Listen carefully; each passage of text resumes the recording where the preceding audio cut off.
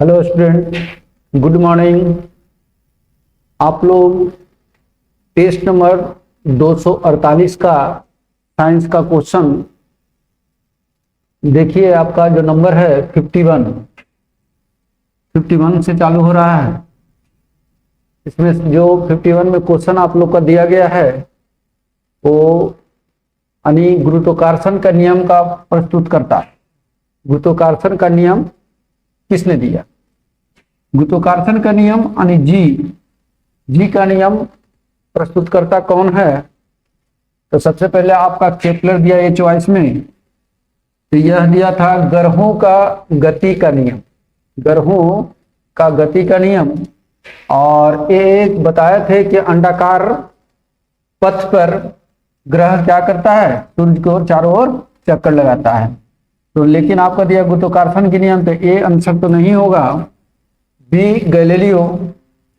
Galileo जो है आपका इनर्शिया के साथ साथ दूरबीन का आविष्कारक भी है, ये भी आपका आंसर नहीं होगा। न्यूटन ने ही गुरुत्वाकर्षण का नियम दिया है ना, इसलिए आंसर क्या होगा आपका? सी होगा। नेक्स्ट क्वेश्चन, पृथ्वी पर सूर्य का गुरुत्वाकर्षण बल होता है। पृथ्वी पर सूर्य का गुरुत्वाकर्षण बल होता है ना। तो पृथ्वी और सूर्य के जो बल होता है वो दोनों बराबर होता है, दोनों को बराबर होता है। यहां पर कह दिया कि पृथ्वी पर सूर्य का गुरुत्वाकर्षण बल सूर्य पर पृथ्वी द्वारा गुरुत्वाकर्षण बल की अपेक्षा कम होता है। एक गलत बात है।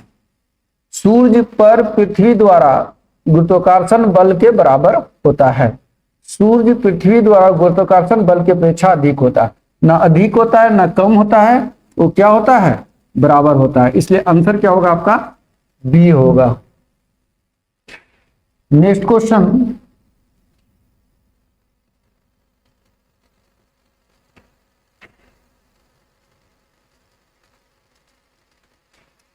नेक्स्ट क्वेश्चन में आपका किसी पिंड का भार पृथ्वी पर सभी स्थान पर एक समान होता है। किसी पिंड का भार बराबर होता है, वेट बराबर होता है mg। तो g का मान अगर चेंज होगा तो वेट भी क्या होगा? चेंज होगा, यानी भार चेंज होगा। तो यहां पर कह रहा है कि पृथ्वी पर सभी स्थानों पर एक समान होता है, ध्रुवों पर अधिकतम होता है, विषुवत रेखा पर अधिकतम होता है, मैदानों की अपेक्षा पहाड़ों पर अधिक होता है। तो हम लोग जानते हैं कि जी का मान सेंटर पर, जहां सेंटर होता है वहां 0 होता है, ध्रुव पर मैक्सिमम होता है, इक्वेटर पर मिनिमम होता है ना। और जैसे जैसे हम लोग ऊंचाई बढ़ते जाएंगे जी का मान क्या होगा?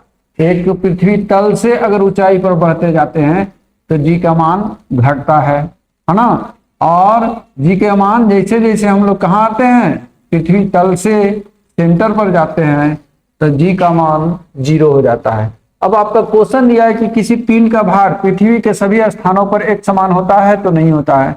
ध्रुवों पर अधिकतम होता है तो अधिकतम होता है, विषुवत रेखा पर अधिकतम, गलत बात, यानी एक गलत है। आपका मैदानों की अपेक्षा पहाड़ों पर अधिक होता है, यानी आंसर जो होगा आपका बी होगा। नेक्स्ट क्वेश्चन, लिफ्ट में व्यक्ति का भार तब अधिक हो जाता है, लिफ्ट में व्यक्ति का भार तब अधिक हो जाता है जबकि लिफ्ट एक समान वेग से ऊपर जा रही हो, एक समान वेग से नीचे जा रही हो, ऊपर की ओर त्वरण से गमन करे, नीचे की ओर त्वरण के गमन से करे। कह रहा है कि लिफ्ट में व्यक्ति का भार अधिक महसूस होगा। कब होगा? मान लेगा कोई लिफ्ट है, तो लिफ्ट में जो व्यक्ति है ये ऊपर की ओर जा रहा है। कहां की ओर? ऊपर की ओर जा रहा है ना। और नीचे की ओर क्या लगता है? mg लगता है। कुछ एक्सेलरेशन से, अगर ये एक्सेलरेशन से जा रहा है तो उसका व्यक्ति का भार क्या होगा? अधिक होगा। अगर एक्सेलरेशन से नहीं जा रहा है यानी कांस्टेंट वेलोसिटी से जा रहा है तो व्यक्ति का भार क्या होगा, बराबर होगा। जैसे इसका हम लिख सकते हैं कि कोई बल लग रहा था खींचने में, तो F माइनस एम जी बराबर एम ए, इसलिए F बराबर एम ए प्लस जी, है ना। तो ए का मान जैसी बढ़ेगा यानी तो क्या होगा, उसका वेट बढ़ेगा, इसलिए वेट बराबर होता है एम जी, है ना। तो जी में क्या है आपका बड़ा हुआ, ए जी प्लस ए है, यानी कहने की मीन्स कि वेट क्या होगा, बढ़ जाएगा। तो लिफ्ट में व्यक्ति का भार तब अधिक हो जाता है जब लिफ्ट एक समान वेग से ऊपर जा रहा है। ये गलत बात, एक समान वेग से ऊपर जाएगा तो जितना व्यक्ति का वेट होगा उतना ही रहेगा, यानी इसलिए आंसर गलत। एक समान वेग से नीचे जा रहा है, ये तो एकदम गलत। ऊपर की ओर त्वरण से गमन कर रहा है, तो आंसर क्या होगा, सी होगा। अगला क्वेश्चन, नेक्स्ट क्वेश्चन कर रहा आपसे कि किसी पिंड का वेग दुगना हो जाता है, किसी पिंड का वेग दुगना हो जाता है, कह रहा उसका त्वरण दुगना होगा, यानी वेग दुगना होने से उसका त्वरण दुगना होगा। चॉइस ए में दिया है, बी में किया है कि उसका संवेग दुगना होगा, सी में दिया है उसकी गतिज ऊर्जा दुगना होगा, डी में किया है कि उसका स्थितिज ऊर्जा दुगना होगा। तो गतिज ऊर्जा क्या हो जाएगा, काइनेटिक एनर्जी बराबर होता है हाफ एम वी स्क्वायर। अगर ए दुगना होता है, दुगना होता है तो इसका मीन्स कि 4 गुना हो जाएगा, यानी काइनेटिक एनर्जी क्या हो जाएगा, 4 गुना। लेकिन इसके चॉइस में जो है आपका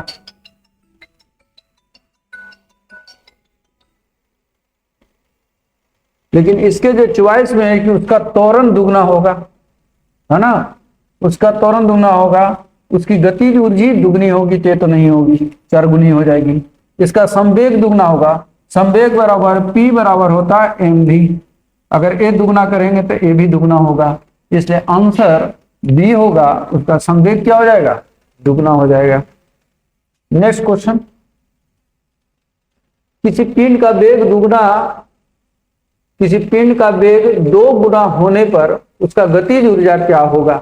तो उसकी गतिज ऊर्जा अभी बताए हैं कि काइनेटिक एनर्जी बराबर होता है हाफ एम वी स्क्वायर, है ना। तो यहाँ पर क्या हो जाएगा, हाफ हो गया, एम हो गया, ये दुगना हो गया, इसका मीन्स कितना हो गया, 2 दूनी 4, जितना पहले था उसका 4 गुना। आंसर क्या होगा, सी होगा।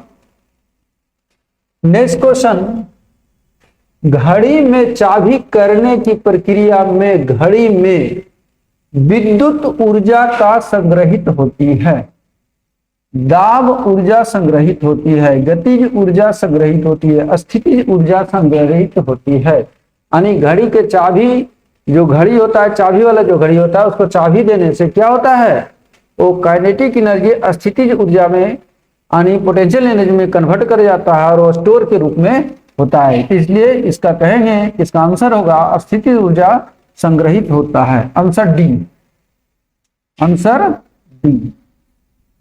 अगला क्वेश्चन में, कैंसर के लिए प्रसिद्ध चमत्कारी दवा टेक्सोल निम्नलिखित पेड़ से निकाली जाती है ना।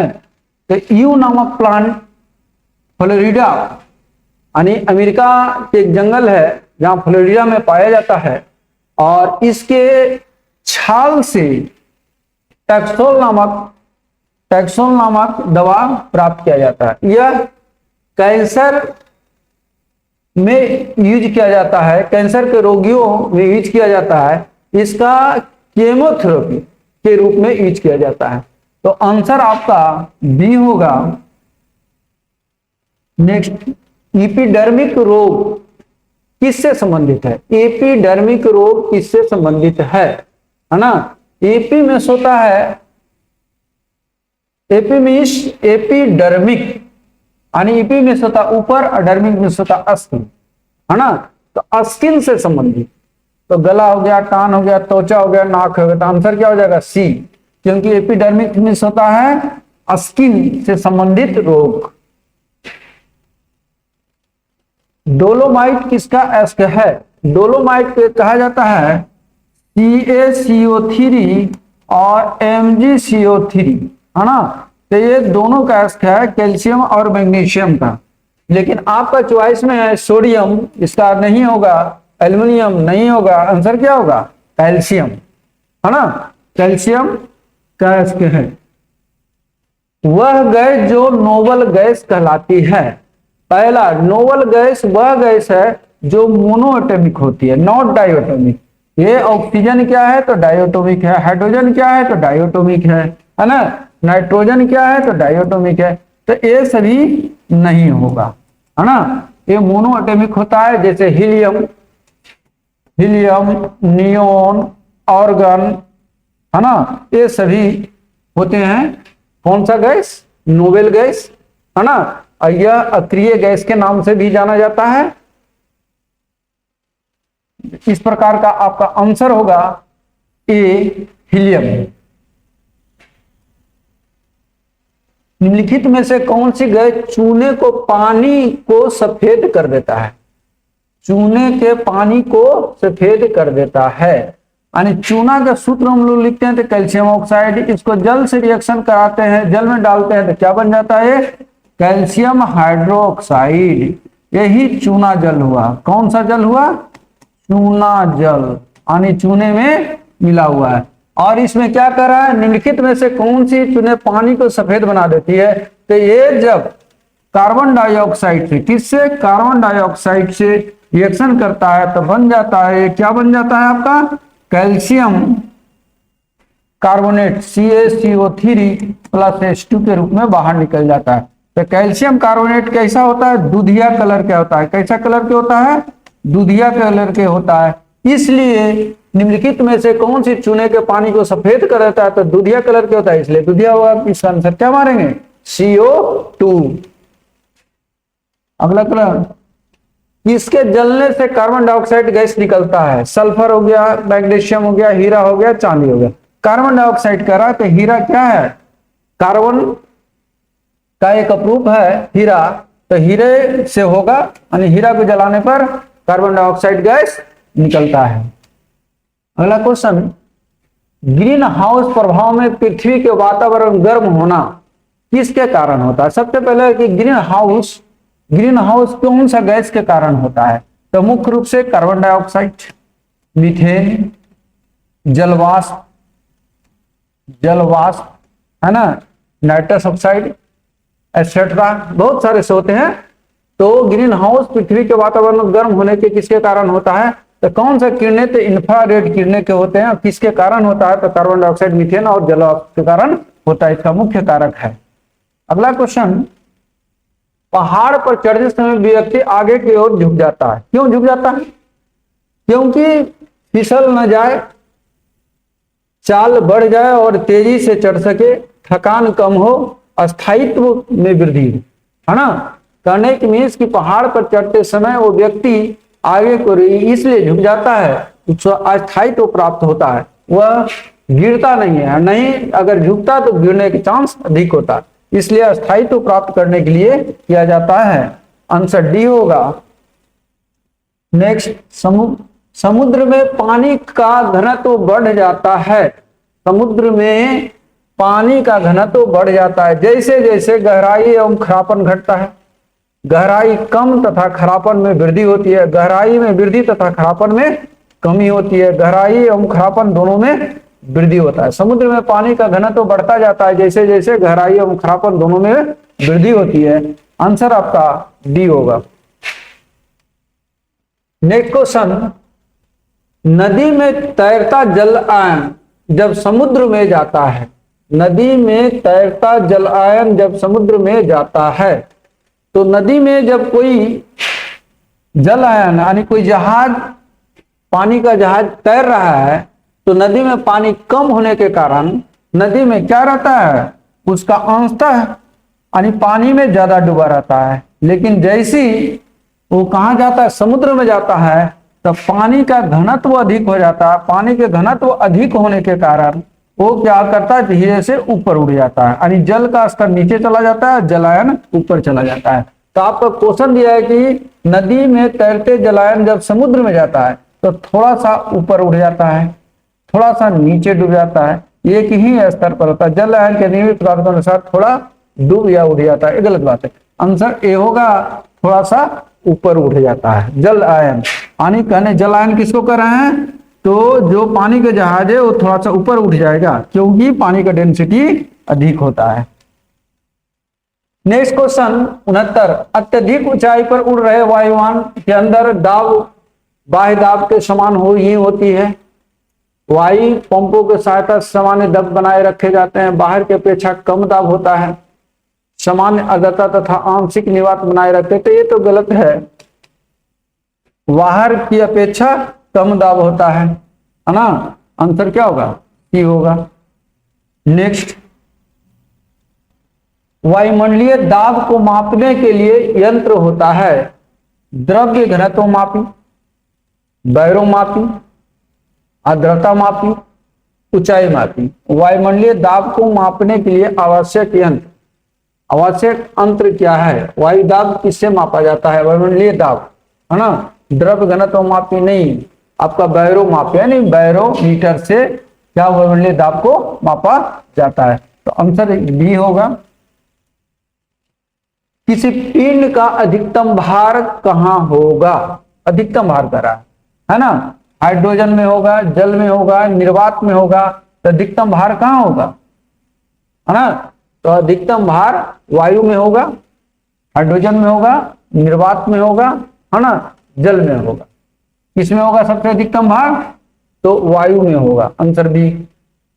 निर्वात में क्या होगा, किसी पिंड का अधिकतम भार कर रहा, निर्वात में क्या होगा, शून्य होगा। जल में क्या होगा, कम होगा। हाइड्रोजन में कम होगा। वायुमान में क्या होगा, वायु में क्या होगा, सबसे अधिक होगा। किसी झील में एक पत्थर फेंकने पर जैसे जैसे वह जल नीचे डूबता है। क्वेश्चन कर रहा है आपसे कि किसी झील में एक पत्थर फेंकने पर जैसे जैसे वह जल में नीचे डूबता जाता है, तो उस पर उत्प्लावन बल क्या होगा, है ना। तो हम लोग जानते हैं कि उत्प्लावन बल मानी कोई जल है, तो जल में जब तक वो पूर्णतः डूब नहीं जाता है ना, तो इसके गए विस्थापित भार के बराबर होता है। जब ये पूर्णतः डूब जाता है तो इसका भार विस्थापित होना बंद हो जाता है। इसका मीन्स कि पानी अपरिवर्तित रहेगा। कह रहा है किसी झील में एक पत्थर फेंकने पर जैसे जैसे वह जल के नीचे डूबता है, यानी जैसे जल के नीचे डूबता है, नहीं जल के बाद नीचे डूब जाता है पूरा, तो उस पर उत्प्लावन बल बढ़ जाता है, गलत बात। घट जाता है, गलत बात। पहले घटता है फिर बढ़ता है, गलत बात। एक समान रहता है यानी अपरिवर्तित रहता है। आंसर डी होगा। अगला क्वेश्चन, साबुन बनाने के लिए कास्टिक सोडा के निम्नलिखित में से क्या मिलाया जाता है। तो आपका केरोसिन तेल, अलसी का तेल, पेट्रोलियम और बादाम। तो आंसर आपका बी मारिए। नीचे दिए गए चित्र में आपका दिया गया है, क्या क्या दिया गया, तो 3 वोल्ट दिया गया है। कितना वोल्ट है आपका, 3 वोल्ट दिया गया है। 2 एम्पियर का 2 ओम का रेजिस्टेंस लगा हुआ है। रेजिस्टेंस देखते हैं तो ये आपस में ये तीनों क्या हो गया, ये सीरीज में हो गया, ये इसका क्या हो गया, पैरेलल। तो सीरीज में कितना हो जाएगा, 2 तिया 6, 6 और 2 का पैरेलल हो जाएगा। तो 1/r बराबर होता है 1/2 प्लस 1/6, है ना। 1/6 होगा तो इसका कितना हो जाएगा आपको, इसका जो हो जाएगा 1/6, यानी 6 और 2 का आपका एलसीएम पहले लेना है। तो कितना हो जाएगा, 2 तिया 6, 2 का यानी 3 6, तो ये 6 हो जाएगा। इसका हो गया क्या, 2 तिया 6 हो जाएगा, प्लस कितना हो जाएगा, 1 हो जाएगा, यानी 3 और 1 4/6, यानी आपका 6। इसलिए r बराबर जो हो जाएगा 6 बटा कितना हो जाएगा, 4 हो जाएगा। इसका मीन इसकी r का मान 1.5 ओम आया, है ना। अब कह रहा है क्या, एम्पियर। तो v बराबर क्या होता है, v बराबर IR होता है। इसलिए r बराबर क्या होगा, नहीं I बराबर, इसलिए I बराबर, इसलिए क्या I बराबर अगर देखेंगे तो v/r हो जाएगा। v आपका 3 है और r कितना आपका 6/4 है। 4 तिया 12, यानी आपका 6 दूनी 12, यानी 2 ampere. Answer D. Next question, 5 kilogram के किसी पिंड की चाल 0.2 सेकेंड में 65 सेंटीमीटर पर सेकेंड से 15 सेंटीमीटर पर सेकेंड करने के लिए आवश्यक प्रतिरोध बल का मान होगा, है ना। 5 किलोग्राम के किसी पिंड की चाल को 0.2 सेकेंड में 65 सेंटीमीटर पर सेकेंड से 15 सेंटीमीटर पर सेकेंड करने के लिए आवश्यक प्रतिरोध बल का मान होगा।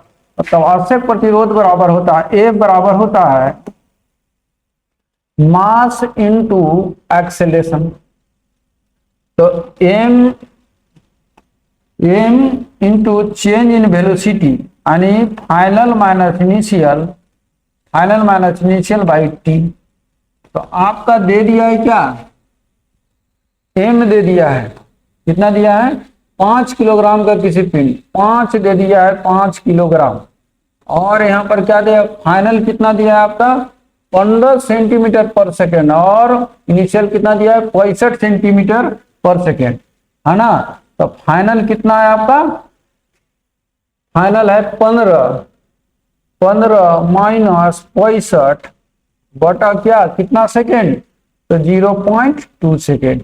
इसका मीन्स कि 5 इंटू ये 15 और 65 है, तो यानी -50 हो जाएगा, अब बटा क्या था 0.2, है ना।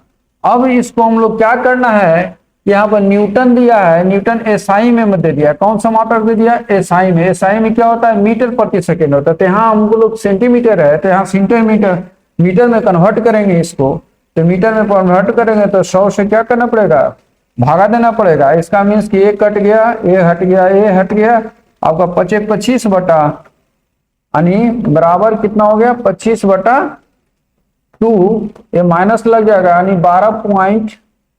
12.5, है ना। माइनस ये दर्शाता है कि आपका विरुद्ध लग रहा है, नहीं आवश्यक प्रतिरोध बल यानी उसका विरुद्ध लग रहा है, जिसके कारण वो धीमी गति हो रही है। इसलिए आंसर आपका ए मारिए 12.5 न्यूटन। 76 में आपका मैथ आ गया है। हम लोग का साइंस का क्वेश्चन 75 नंबर क्वेश्चन तक था, और आप लोग का ये सारा साइंस का क्वेश्चन हो गया है। चलिए, तो हम लोग आज 147 नंबर जो बिहार एसएससी का टेस्ट हुआ था आपका, उसका ये मैथ्स का डिस्कशन स्टार्ट कर रहे हैं। चलिए, पहला प्रश्न क्या है देखें कि ए तथा बी किसी कार्य को क्रमशः 20 दिन और 30 दिनों में कर सकते हैं। बी कार्य करना शुरू किया तथा 5 दिन के बाद बी के स्थान पर ए कार्य करने लगा, तो कार्य समाप्ति के बाद 6000 की कुल मजदूरी में ए का हिस्सा ज्ञात करें। तो जैसा कि हम जानते हैं कि मजदूरी में जो हिस्सा होता है वो मजदूरों द्वारा किए गए कार्य के हिसाब से बढ़ता है। तो सबसे पहले हमें यहां क्या करना पड़ेगा कि ए और बी ने कितना कितना कार्य किया है वह ज्ञात करना है। तो देखिए जरा, पहले ए का हम क्षमता निकाल लें, 20 दिनों में ये पूरा कर सकता है, और बी भाई साहब ये 30 दिनों में। अगर हम इन दोनों का एलसीएम देखें जो कि टोटल वर्क कहलाता है, ये होगा 60, और अब हम इन दोनों का एफिशिएंसी अगर हम लिखेंगे तो इसका होगा 3 और इसका होगा 2। ठीक, अब सवाल कह रहा है कि बी भाई साहब ने कार्य करना शुरू किया और 5 दिन तक बी ने काम किया। तो अब हम यहां ए और बी द्वारा किए गए कार्य को लिखेंगे कि कौन कितना कार्य किया है। देखिए, तो 5 दिन तक काम किया है बी ने, तो 5 दूना 10, और इस शेष काम को यानी 5 दू 10 के बाद जो 50 बचेगा वो कौन करेगा आपका ए करेगा, है कि नहीं। 5 दिन के बाद बी के स्थान पर ए कार्य करने लगा और समाप्ति के बाद 6000 के कुल मजदूरी, तो बचा हुआ काम कौन किया होगा ए ही किया होगा। कितना काम 50 का, ये 50 किया और ये 10 किया, तो क्या रेशियो होगा देखिए, तो 5:1 का। और टोटल पैसा जो ये 6000 है मजदूरी, वो किस अनुपात में बटेगी, तो वही कार्य के अनुपात में ही बटेगा। तो हम कह सकते हैं कि 6000 को जब इस अनुपात में बांटेंगे तो हम क्या देखेंगे, 5 1 6 बराबर में 6000 रुपया, इसीलिए 1 अनुपात बराबर में 1000। तो किसका हिस्सा आपको मिल गया, ए का और बी दोनों का। तो ए का पूछा गया है तो ए का हिस्सा क्या होगा, 5 गुने 1000, यानी कि 5000 रुपया। ठीक, यानी ए का हिस्सा क्या होगा इसमें, 5000। और ऐसे अगर बांटते आप उनकी क्षमता के अनुपात में तो बिल्कुल गलत जवाब आता आपका, है ना। चलिए, तो आपने क्या किया समझ गए, ए ने कितना कार्य किया है उसमें और बी ने कितना कार्य किया है वो हमने निकाल लिया, और उसी कार्य के अनुपात में उनकी मजदूरी को बांट दिया। आइए, कह रहे हैं कि 2000 की राशि पर 10% वार्षिक ब्याज दर से 2 वर्षों के बाद का चक्रवृद्धि ब्याज और साधारण ब्याज के बीच का क्या अंतर होगा। तो ये 10% के साथ हम लोगों की जो जान पहचान है वो बहुत ज्यादा है, और हम आसानी से 2 चक्र के लिए, यहां 2 वर्ष है और वार्षिक हिसाब करना है तो हमारा नंबर ऑफ साइकिल भी 2 होगा। अगर हम दोनों का इक्विवेलेंट दर देखें तो हमारा जो सीआई का जो प्रभावी दर होगा 2 वर्षों में वो होगा आपका 21%, और हमारा जो एसआई का प्रभावी दर होगा वो होगा 10 गुने 20%। और इन दोनों का डिफरेंस हमें निकालने के लिए कहा गया है, इन दोनों का जो अंतर होगा आपका वो होगा 1%। तो यही निकालना है हमें किसका, 2000 का। तो जो दोनों ब्याजों में जो अंतर होगा 2 वर्षों में वो हम क्या कहेंगे, तो 2000 का 1%, जो कितना आ जाएगा 20। इसको हम लोग बिना इतना किए भी डायरेक्टली लिख सकते हैं। और ये 21 कैसे आता है, तो इसके लिए हम लोग यूज करते हैं कौन सा formula, 2r plus r square by 100%। और इसके लिए क्या होता है, 2r केवल, है ना। एसआई के लिए केवल 2r%, और सीआई के लिए 2 साल के लिए 2r plus r square by 100%। अब बात होती है सर, इस सवाल को हम लोग फॉर्मूला से भी बनाते हैं, तो फॉर्मूला भी कहां से आता है, तो वही डी बराबर दोनों ब्याज में अंतर मूलधन का कितना परसेंट 2 वर्षों के लिए, आर स्क्वायर बाई 100 स्क्वायर। तो कई लोग इसका भी यूज करते हैं। ये कितने के लिए होता है, n इक्वल टू 2 के लिए। तो n3 के लिए क्या होगा, तो ये तो आता ही है, तो साथ में कौन आ जाएगा, एक r बटे 100 प्लस 3। ये किसके लिए, ये 3 के लिए। तो कई तरीकों से हम लोग बना सकते हैं, जबकि 10% जब दिखे तो क्या लगना चाहिए, ये तो अपने घर का है, तो फटाक से 1% निकाल दीजिए और आंसर दे दीजिए। हाँ, जस्ट 2 क्वेश्चन ही है, नहीं। आइए सेकेंड क्वेश्चन, कि प्रताप ने एक रेडियो उसकी वास्तविक कीमत से 25% की छूट पर खरीदा।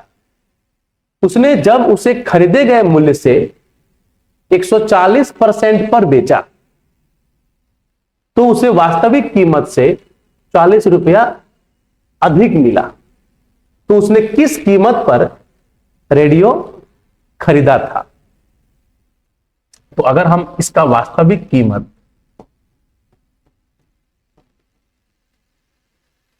वास्तविक कीमत का मतलब यहां से क्या है, उसका अंकित मूल्य। अगर वो 100 पे हम ले लेते हैं तो उसका जो सीपी होगा, कितने पे खरीदा उसने, 75 पे खरीदा है। और जब वो बेच रहा है वो कितने पे, खरीदे गए मूल्य के 140% पर। तो उसका विक्रय मूल्य जो आएगा वो क्या होगा, 75 का 140%। तो ये आपका 25 4 बार में, और ये 3, तो 35 आ जाएगा, और 35 दिए 105। अब वो क्या है, तो उसे अपने वास्तविक कीमत से 40 अधिक मिला। तो वास्तविक मतलब ये 100 है, वास्तविक कीमत का मतलब यहां किससे है, 100 से है। ये उसका वास्तविक कीमत है,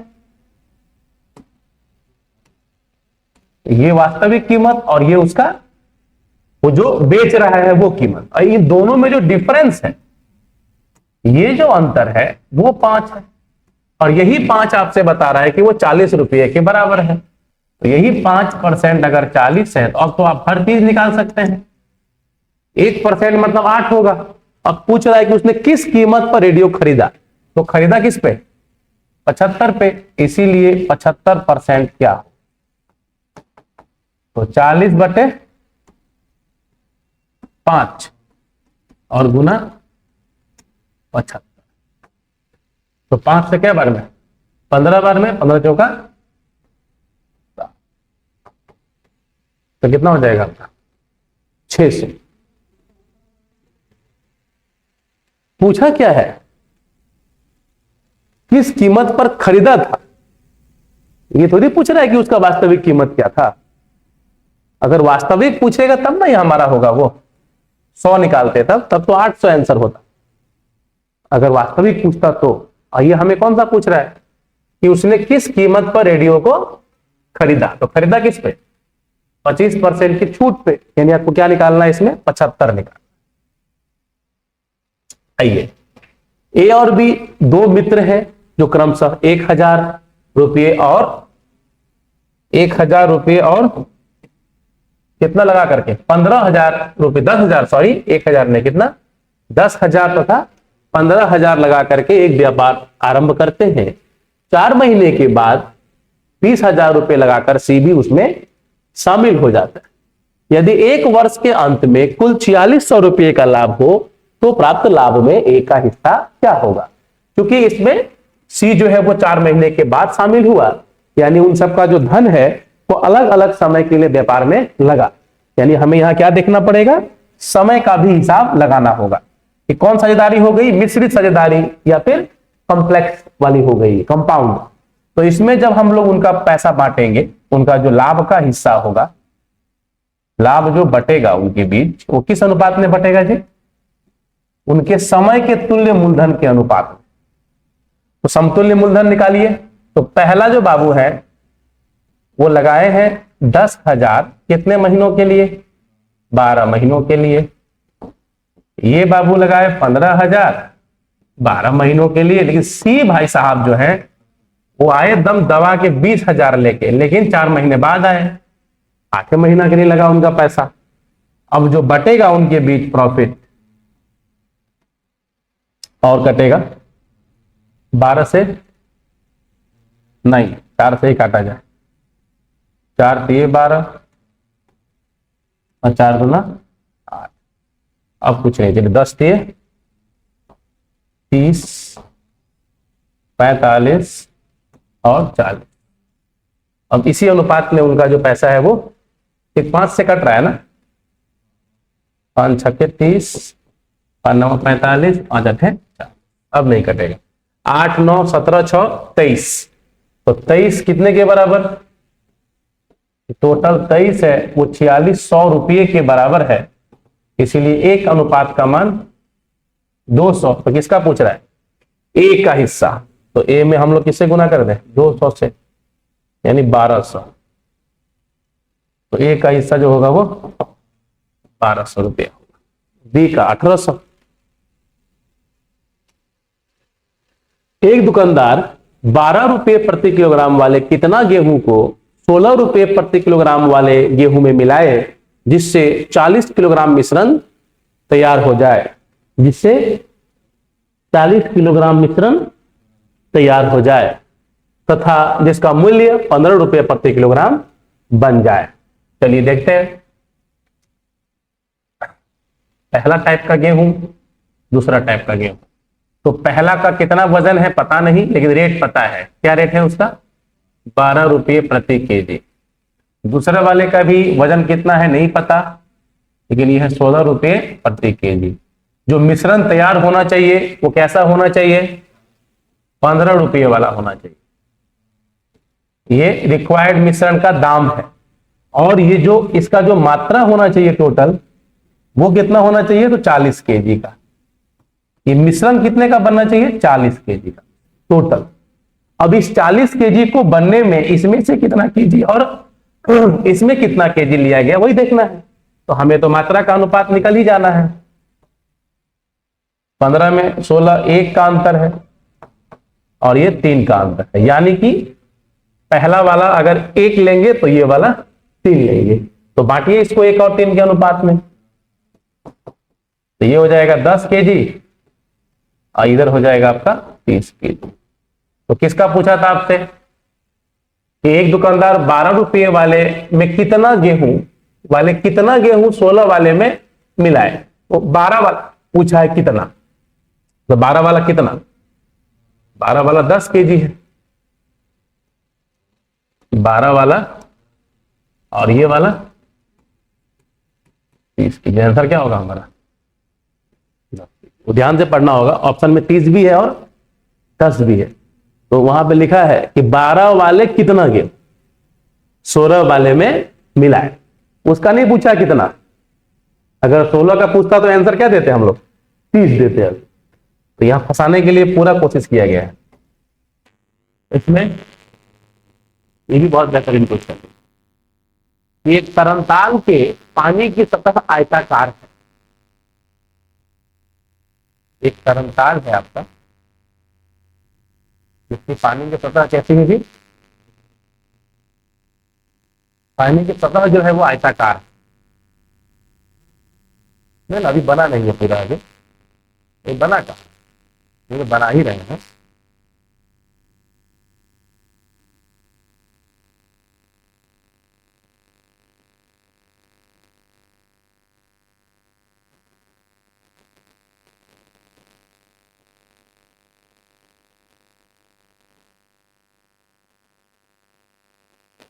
तो अब सवाल ये है कि बेस कैसा है इसका, ऊपर वाला टॉप कैसा दिख रहा है आपको, पानी किस कलर का, ब्लू कलर का लें,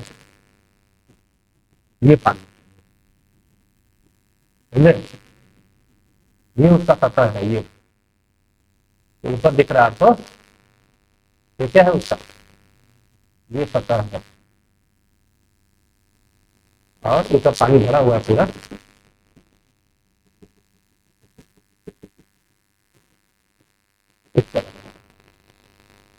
ये जमीन है, ये जमीन। अब सवाल है कि इसकी लंबाई 6.5 है, लंबाई कितनी है 6.5 मीटर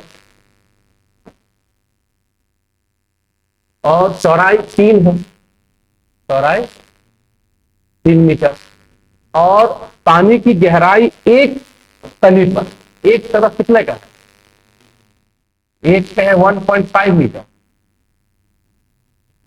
हाँ, और दूसरे सिरे पर पानी तरंताल ऐसा ही ना होता है। स्विमिंग पूल जो होता है क्या कहते हैं, एक तरफ बहुत शैलो होता है, एक तरफ कम गहरा और एक तरफ ज्यादा गहरा। जैसे जो नए बंदे होते हैं, वो जो नए तैराक जिनको नहीं तैरना आता है वहां तैरते हैं, कम वाले पानी में इतना पानी रहेगा और इधर वाले ज्यादा डीप रहता है, डीप वाटर ना, तभी स्विमिंग पूल का यही खूबसूरती है। अब यह बात है कि तरंताल का आयतन क्या होगा, तो हम लोग क्या करते हैं इसका आयतन ज्ञात करने के लिए, अगर आप ध्यान दें ये एक तरह का प्रिज्म हो जाएगा। कब, अगर आप इस तरंताल को पलट दें, नीचे गिरा दीजिए, ऐसे गिरा दीजिएगा अगर, तो उसका आधार कैसा हो जाएगा, ट्रिपेजियम के आकार का। इसको आधार मान लीजिए, किसको, ये वाले भाग, तो इसको आधार मान लेंगे, ट्रिपेजियम ऐसे गिरा दीजिए, तो बेस क्या हो जाएगा ये। तो प्रिज्म का आधार कैसा होगा, एक ट्रिपेजियम के आकार का। ये कैसा शेप दिख रहा है आपको, ये वाला ट्रिपेजियम में दिख रहा है आपको, ये उसकी ये दोनों समानांतर भुजाएं हैं, कौन सा हम बोले ट्रिपेजियम, ये वाला, ये वाला, ये कैसा दिख रहा है आपको, एक ट्रिपेजियम दिख रहा है और ऊपर भी ट्रिपेजियम होगा उस तरफ भी, और इसकी ऊंचाई कौन हो जाएगी, ये उसकी ऊंचाई हो जाएगी। ठीक, तो अब फॉर्मूला क्या है देखिए, तो प्रिज्म के आयतन का, तो हम प्रिज्म की जगह क्या लिखेंगे, तरंताल। प्रिज्म की जगह हम क्या लिखेंगे,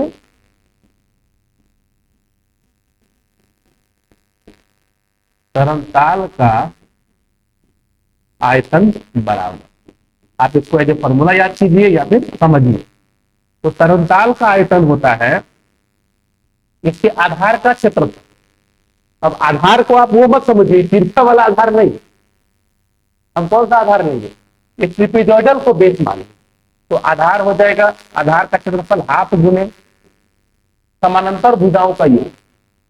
समानांतर भुजा कौन है, एक ये है और एक ये है, तो दोनों की लंबाई को जोड़िए, मतलब कि उसके दोनों गहराइयों का योगफल।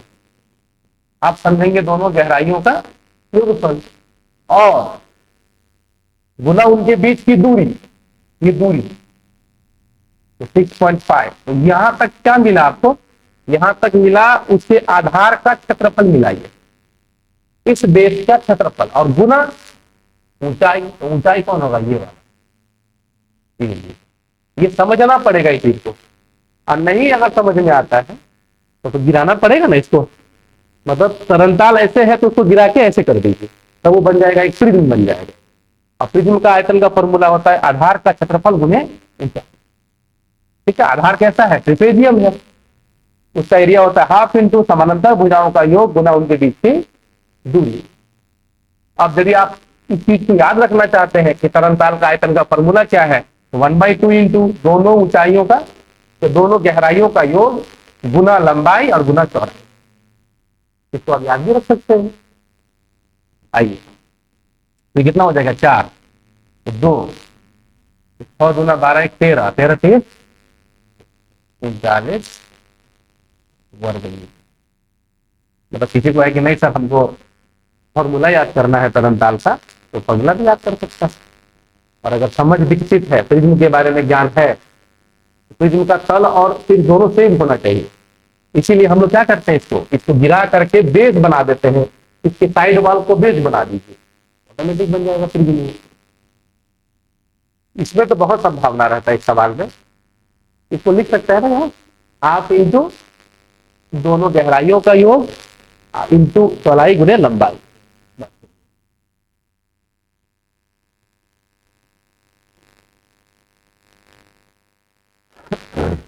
ये वाला रेलगाड़ी की इंजन का एक पहिया की परिधि की गई है। यह पहिया 4 सेकंड में अगर 7 चक्कर लगाता है तो रेलगाड़ी की चाल क्या है। तो आप पहले देख लो कि जो भी चाल जब भी हम लोग बात करते हैं वो हमेशा क्या आता है, समय मतलब दूरी के साथ समय का, है ना। वह 1 सेकंड में या 1 घंटा में, है ना, इकाई समय में तय की गई जो दूरी वही चाल होती है। तो आप पहले दूरी पता करो, वह इस परिधि मतलब क्या है, 1 चक्कर में इतना तय करेगा। उसका चक्के का परिधि ये है, इसका मतलब है कि 1 चक्कर में वह 4.2/7 मीटर का दूरी तय करेगा। और कितना चक्कर लगा रहा है, 7। तो कुल दूरी 7 गुने 7 चौका 28 2 30/7 कितना मीटर वो तय करता है, कितने देर में, 4 सेकेंड। तो ये तो मिलेगा मीटर पर सेकेंड में आपको। अब जरा देखेंगे तो ये 7 अपने अपने घर जाएगा, ये मिलेगा आपको 30/4। अब इसमें गुना करेंगे 18/5 से, तो ये आ जाएगा आपका किलोमीटर प्रति घंटा। 5 छके 30 और 18 छके 108 अब बटे 4 27 होना चाहिए, 27 किलोमीटर प्रति घंटा। ये हो जाएगा रेलगाड़ी की चाल। ठीक, समझने की बात खाली क्या थी, ये वाली, 1 चक्कर में तय की गई दूरी उस चक्के के परिधि के बराबर होती। हाँ, एक बस पड़ाव से 9:40 बजे सुबह कुछ यात्री को लेकर चली। बस के पहले ठहराव पर बस पर सवार यात्रियों के 1/9 उतर जाते और 8 यात्री बस पर चढ़ जाते। यानी कि जितने भी यात्री थे, अगर मान लीजिए कि x यात्री थे, तो x यात्री में से 1/9 उतरा, मतलब कितना बचा, और उसमें कितना चढ़ गया, 8 यात्री चढ़ गए। ये कहाँ की बात है, ये पहले पड़ाव से। अब पहले पड़ाव से बस 12:20 बजे दोपहर में खुली और दूसरे पड़ाव पर 1/8 यात्री फिर उतर गए, तो बचे कितने, 7/8, और 5 यात्री और सवार हो गए। और बस पर दूसरे पड़ाव से खुलते वक्त 40 यात्री सवार, कुल कितने के बराबर? तो बताइए कि बस पड़ाव से खुलते वक्त कितने यात्री को लेकर चली थी? 5 जाएगा तो 35, 7 बचे 35, फिर 8 बचे 40। ठीक है, 40 में 8 गया तो 32, 8 चौके 32, 4 नवा 36। एक्स का मान आ रहा था, कितना लेकर चली थी? 36 यात्रियों को लेकर बस चली थी। हाँ हाँ, एक बांस का कुछ भाग कीचड़ में और कुछ भाग पानी में और शेष भाग खुले आसमान में। मतलब समझिए, पहला तो कीचड़ होगा, पहला क्या होगा आपका? कीचड़, एक भाग। दूसरा भाग पानी में, ये पानी है, ये कीचड़ है। तीसरा भाग आसमान, 3 भाग में, ये 3 भाग में आपका है। ठीक है, अब सवाल है कि बांस का 1/8 भाग कीचड़ में है, 1/3 भाग पानी में है और 13 मीटर खुले आसमान। तो अगर आप पुल को x मान लें तो भी ठीक, नहीं तो पुल को क्या मान लें? 8 और 3 का LCM। तो मान लें कि उस बांस की जो लंबाई है, लेट, हाँ, बांस की लंबाई, कुल लंबाई कितनी मान लें हम लोग? 24 यूनिट मान लें। तो 24 है तो 1/8 भाग कीचड़ का मतलब 24 का 1/8 3, 3 यूनिट कहाँ होगा? कीचड़ में। फिर 1/3 मतलब 8, 8 कहाँ होगा? पानी में। तो 8 3 11, कितना बचा? 13 कहाँ है? 13 यूनिट आसमान में। और वही कितने के बराबर? सवाल में दिया गया है कि वो जो आसमान में है, आसमान में 13 यूनिट हम लोग को मिला, वही बराबर कितने के हैं? 13 मीटर के हैं। तो चलिए 1 यूनिट जो होगा वो 1 मीटर, और हमने कितना माना था? 24। 24 यूनिट जो होगा वो 24 मीटर के बराबर होगा। यानी हमारा जो मानना था वही सही हो गया। 24 ही क्यों माना गया? LCM 3 और 8 का। 30 लीटर मिश्रण में 80% पानी और शेष अल्कोहल है। यदि इस मिश्रण में 6 लीटर पानी और मिला दिया जाए तो नए मिश्रण में अल्कोहल कितना प्रतिशत होगा? अल्कोहल की मात्रा तो नहीं बदलेगी, तो आप कह सकते हो कि 30 का कितना परसेंट अल्कोहल है? अभी 20% है। 30 का 20% जो है, तो 30 का कितना परसेंट? ये ना पूछ रहा है सवाल, तो ये पूछ रहा है कि 30 का 20%, 36 का कितना परसेंट होगा? बस x का मान निकालिए ताड़ाताड़ी। x बराबर में कितना जोड़ेंगे तो 600, 600 बटा में 100 से कट ही रहा है, 16.2/3 आ रहा है, नहीं आ रहा है जी। तो काटेंगे तो 100/6, 50/3, यानी 16 निर्णायक प्रतिशत क्या हो जाएगा? एक्स का मान तो आ गया, यानी कितना परसेंट बोलेंगे आंसर? 16.2/3।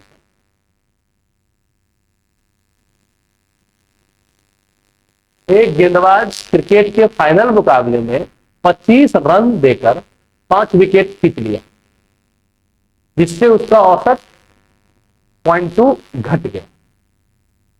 तो गेंदबाज का नया औसत ज्ञात करें। गेंदबाज के द्वारा अब तक कुल मिलाकर 100 विकेट लिए जा चुके। समझना ही तो मेन है। देखिए, अब से पहले तक उसने क्या किया वो दिया हुआ नहीं है। ठीक है, पहले का क्या औसत था वो दिया गया नहीं। आपको मानना है कि 5 विकेट तो फाइनल मैच में लिया है, और उससे पहले तक कितना लिया गया हो ये तो नहीं बोला है। गेंदबाज द्वारा अब तक फाइनल मुकाबले में 25 रन देकर 5 विकेट लिया है ना, लेकिन गेंदबाज का नया औसत ज्ञात करें। गेंदबाज द्वारा अब तक कुल 100 विकेट लिए जा चुके हैं, सब मिला के हम लोग को तो वही लेना पड़ेगा। दिमाग तो अभी वही कह रहा है, चेक करते हैं वही लेके कि इससे पहले तक मान लीजिए कितना लिया था 95 और लास्ट मैच में ये मान के चलते हैं। सवाल में वो क्लियर नहीं हो रहा है कि इस मैच से पहले 100 लिया था या मतलब बाद में फाइनली 100 लिया है। तो अगर ऐसा है तो मान लीजिए कि 95 रन तक जब तक वो था तब उसका औसत कुछ तो भी रहा होगा, उसका औसत कुछ तो भी होगा, मान लीजिए एक्स, उसका औसत क्या होगा एक्स। कुल रन कितना हो जाएगा 95 एक्स, कितना रन वो देगा।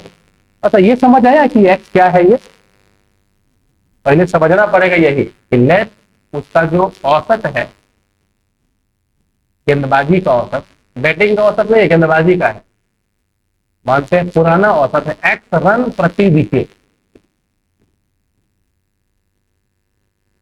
एक्स रन प्रति विकेट। तो अगर उसने 95 विकेट लिए आज से पहले तो कितना रन दिया होगा 95 एक्स रन दे दिया होगा। अब क्या हुआ तो फाइनल मुकाबले में उसने कितना रन दिया है 25 रन दिया है, तो विकेट अब कुल कितना हो गया 100 लेकिन औसत जो था वो 0.2 घट गया। ठीक है, घट गया मतलब और अच्छा हो गया। यहां कहता है कि घट गया तो बहुत परफेक्ट है, तो घटने का मतलब हो जाएगा एक्स माइनस 0.2। घटना मतलब बेहतर होना होता है, यहां तो साफ लिख दिया घट गया, कहीं कहीं क्या लिखता है बेहतर हो गया। तो अगर कहेगा औसत बेहतर हो गया तो भी घटाइएगा, क्योंकि गेंदबाजी का औसत तभी अच्छा होगा जब वो कम रन देकर ज्यादा विकेट लेगा। तो कभी कभी वो घटने के बजाय क्या लिख देगा बेहतर हो गया, तब भी घटाइएगा। अब बनाए तो 100 में से घटेगा ये तो 5 और ये कितना 20, 5 में बचेगा, इधर 20 है, जुड़ ना जाएगा 20, तो 20 25 45 में हो जाएगा, तो एक्स का मान आएगा 9। और आपसे क्या पूछिए तो पुराना औसत है। अब ये क्या कौन सा औसत पूछ रहा है आपसे, गेंदबाज का नया औसत ज्ञात है। ये तो पुराना है ना, ये पुराना औसत है, तो गेंदबाज का नया औसत क्या किया जाए 9 में से 0.2 घटाया जाए 1.3 है ना। बात समझ में आया, क्वेश्चन समझने का है इसमें, ये क्या माना गया वो ध्यान रखना। ये तो लास्ट विकेट में और ये आज से पहले, और ये कब लिया फाइनल में था। लेट पुराना जो उसका औसत रन है वो क्या है एक्स रन प्रति विकेट, तो ये क्या मिला कुल रन, अंतिम मैच में 25 रन दिया, अब वही क्या होगा 100 मैच में एक्स माइनस 0.2 का औसत। 2 साइकिलों में प्रत्येक को कैसे बेचा गया 1400 रुपये में बेचा गया। एक पर उसे 10% का लाभ और दूसरे पर उसे 10% की हानि हुई, पूरे सौदे में उसे कितना परसेंट का लाभ या हानि। तो जो ऐसा सवाल जब दिख जाए जब दोनों वस्तुओं क्या सेम हो, विक्रय मूल्य सेम, दोनों वस्तुओं का विक्रय मूल्य सेम हो और एक पर होने वाला जो लाभ का प्रतिशत है वो दूसरे से होने वाले हानि के प्रतिशत के बराबर हो। मान लीजिए वो एक्स दिया है, यहाँ तो कितना दिया है 10%, तो ऐसे केस में सदैव हानि होता है और वो होता है एक्स स्क्वायर बटे में। तो यहाँ पे 10 है तो 10 स्क्वायर बटे 100%, यानी इसमें ए भी फॉर्मूला नहीं लगता है, ध्यान रखिए, लगता है कि ए भी लग जाता है लेकिन ए भी नहीं, इसमें नहीं है। दो संख्याएं नहीं लगेगा इसमें, इसमें लग जाता है, लग रहा है लेकिन नहीं लगता है ये भी लाभ हानि में, इससे में नहीं लगाइएगा। अलग अलग वस्तु है ना, अगर एक ही वस्तु को बेचता है एक 10% नापते फिर उसी को, तब ऐसा होता है। ये अलग अलग वस्तु है। जैसे ही रेट बदल जाएगा, एक का 20%, एक का 10%, तो ये भी नहीं लगेगा, तब आंसर अलग आ जाएगा। सवाल पूछा था एक बार सीजीएल में पूछा था बिहार एसएससी के, अलग अलग वाला। दिखने को दोनों का सेम होगा, लेकिन अलग अलग लाभ और हानि भी देखेंगे, तो ये भी नहीं लगा सकते। दो संख्याएं एक तीसरी संख्या से क्रमशः 20 और 25 अधिक, तो तीसरी को पंच बना दीजिए, तो तुम पंच हो और तुम कितने हो जाओ, 100 हो। तो पहला दूसरा, एक 20% अधिक है मतलब 120 है, और एक 25 अधिक है मतलब 125 है। अब देखिए तो क्या कह रहा है कि पहली संख्या दूसरी संख्या का कितना प्रतिशत, काटिए कितना बार में, 5 से 24 बार में, और ये 25 बार, है ना। तो पहला संख्या है 24, तो 25 का कितना, 25 24 94, है ना। ये हमारा पहला संख्या दूसरे संख्या का कितना,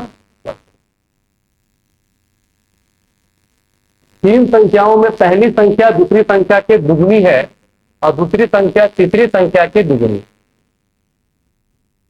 तो तीसरी को ही मान लीजिए 1, तो दूसरी संख्या क्या है, तीसरी संख्या के दुगुनी, और पहली संख्या क्या है, दूसरी संख्या के दुगुनी। अब कहता है कि तीनों संख्या का औसत दिया गया है, 4 2 6 1 7 बराबर 14 गुने 3, देखो एक अनुपात का मान 7 गुना 14 तो ये 100। और अब क्या पूछ रहा है आपसे कि तीनों संख्याओं में सबसे छोटी संख्या है, तो तीनों से छोटा कौन होगा, पहला ये, तीसरी संख्या सबसे छोटी और वो हो जाएगी 1 गुना में ये हो जाएगा। किसी राशि पर 2 वर्षों में 3% वार्षिक ब्याज की दर से चक्रवृद्धि ब्याज 101.50 रुपया है, उसी राशि पर उतने ही समय में उतनी ही दर से साधारण ब्याज क्या होगा।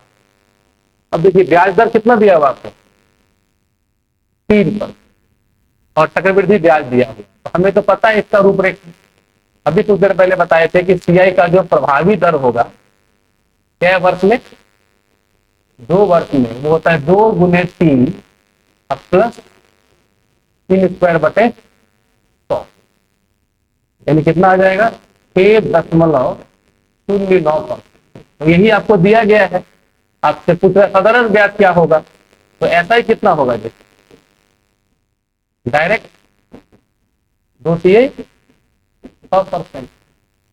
तो आप देखिए कि आपका जो ऐसा ही निकलेगा वो क्या निकलेगा, क्योंकि CI 6.09 जो है वो 101.50 के बराबर है, इसीलिए कितना 6 कितना है ना, वो 6 बार में कटेगा इससे और उधर 100 हो जाएगा, आ जाएगा 100 रुपये, ठीक है तो 100 याद नहीं होगा ना, ये कट रहा है, ये 100 बार में लिख रहे हैं, मतलब दशमलव हटाएंगे, ये दशमलव हटेगा, ये हटेगा, तो 2 को 0 यहाँ लगाएंगे और 2 को 0 यहाँ लगाएंगे, तो ये 0 से 0 कटेगा, 6 बार में रुपया, इतना काम हम कर दिए। अब क्या है देखिए, 60 लीटर चीनी तथा पानी के मिश्रण में 20% चीनी, कितना लीटर पानी उसमें मिला दिया जाए जिससे चीनी कितना रह जाए, तो चीनी की मात्रा तो वही रह जाएगी, क्या लिखेंगे 60 का 20% जो है, तो 60 प्लस किसका केवल 5%। देखिए तो जरा 5 चौके 20, 6 चौका 240, 7 प्लस x बराबर 240, ताहले x कत हो गए 180, यानी कितना मिलाइएगा 180 लीटर। दो संख्याओं का लघुत्तम समापवर्त उसके महत्तम का 15 गुना है, L जो है वो x का कितना गुना है जी? 15 गुना, एवं उनका योग 480 है। यानी 16 कितने के बराबर है? 480, यानी 1 का मान 30। तो एलसीएम कितना हो जाएगा? 15 गुने 30, और एचसीएफ कितना हो जाएगा? 1 गुने। तो अगर एक संख्या 90 है तो दूसरी क्या होगी? तो दूसरी संख्या बराबर क्या होता है? एलसीएम इंटू एचसीएफ बाई पहली संख्या। तो एलसीएम तो निकला 15 गुने 30, और एचसीएफ कितना? 30 बटा पहली संख्या कितनी है? 90। तो 30 से क्या बार में? 3 बार में, अब वो 10 और 150।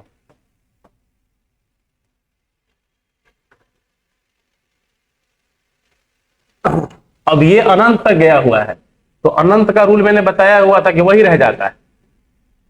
अगर इस तरह से रूट कहां तक जाए? अनंत तक ले जाया जाए, इसका मतलब 7 है, ये 7 ही होगा ये। और ये 7 का कितना है? 3, ये 1 है, तो क्या होगा? 3y माइनस 3 बराबर 1, तो y बराबर 4/। ठीक ना है?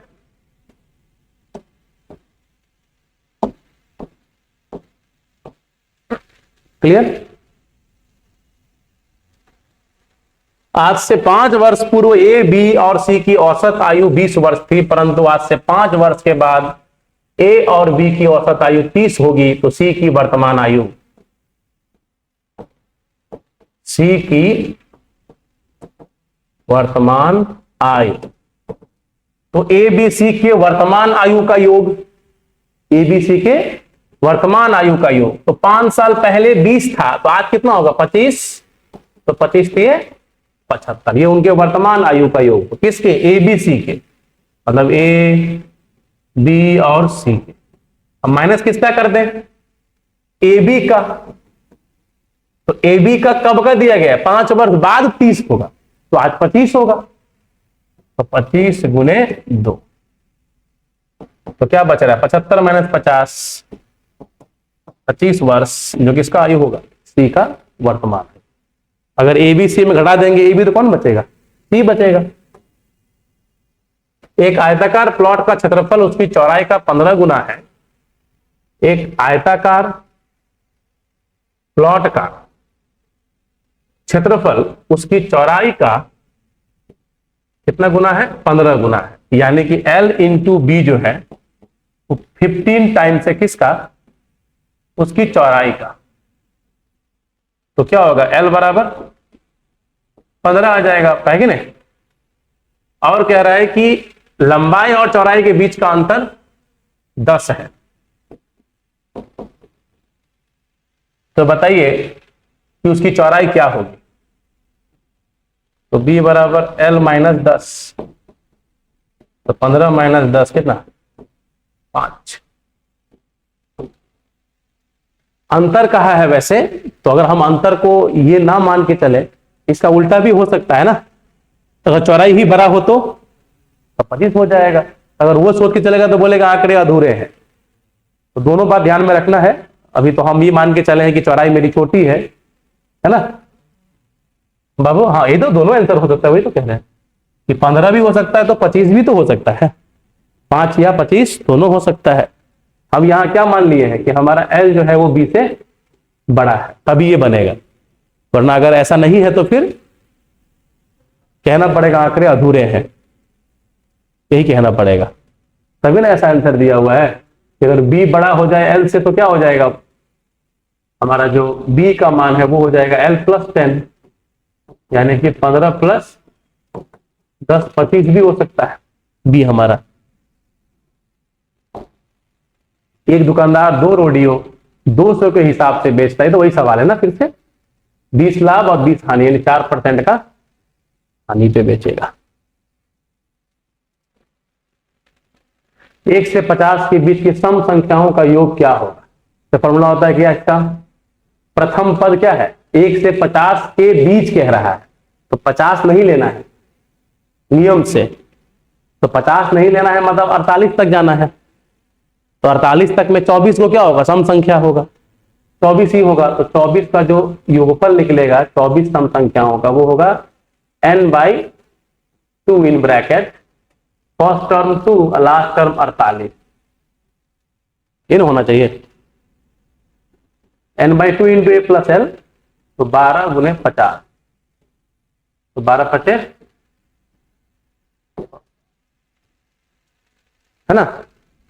अगर आप किसको ले लें, 50 को भी ले लें, तब तो फिर क्या हो जाएगा, 25 गुना 26, इसमें कोई है ही नहीं वैसे। एकदम ध्यान रखिएगा कि इसमें सवाल में साफ कहा है कि 50 के बीच, यानी 50 उसमें नहीं लेना है, यानी कहां तक जाना है, केवल 48 तक ही जाना है। ये गलती हो सकता है।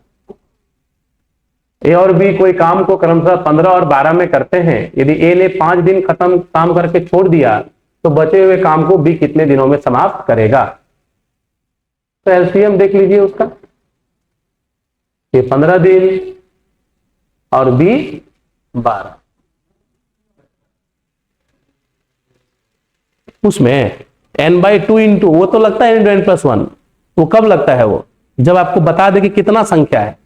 जैसे आप समझ गए कि 24 संख्या उसमें है, फिर समझ गए हम लोग कि 1 से 50 तक कितने संख्या हुए, 1 से 50 के बीच 24 ही होगा।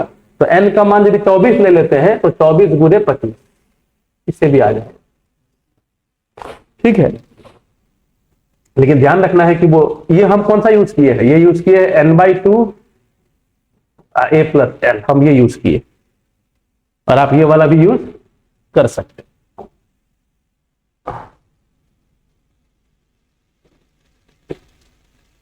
तो कितना कितना आया, 4 और 5। अब सवाल है कि ए ने 5 दिन तक काम किया है, तो शेष काम कितना बचेगा,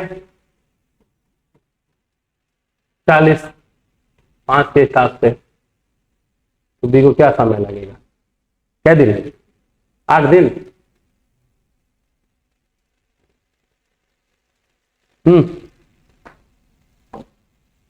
3 अंकों की वो बड़ी से बड़ी संख्या जिससे 6, 9, 14 से भाग देने तो हर हालत में 2 शेष बचे, तो आराम से बनेगा आपका।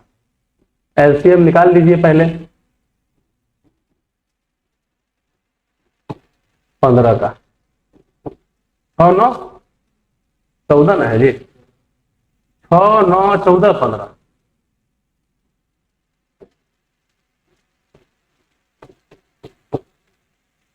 देखिए तो मैक्सिमम 2 है, एक 9 आएगा ही, 7 आएगा ही, 5 आएगा ही ना, सही ना होगा।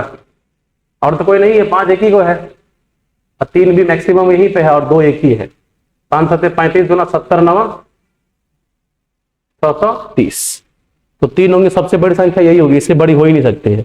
जैसे दुगुना करेंगे तो वो 1260, मतलब 4 अंकों का हो जाएगा।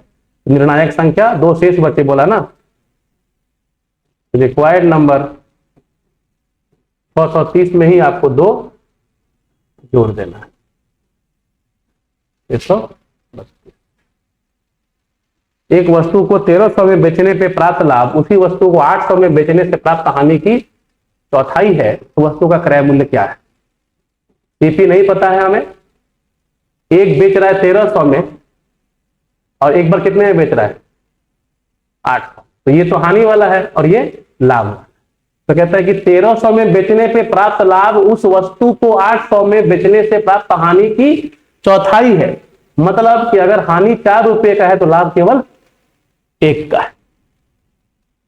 हानि का केस है और ये लाभ, तो 4 और 1 5, 8 5 1300, यानी कि 5 अनुपात का मान कितना है, 500, इसलिए 1 अनुपात 100।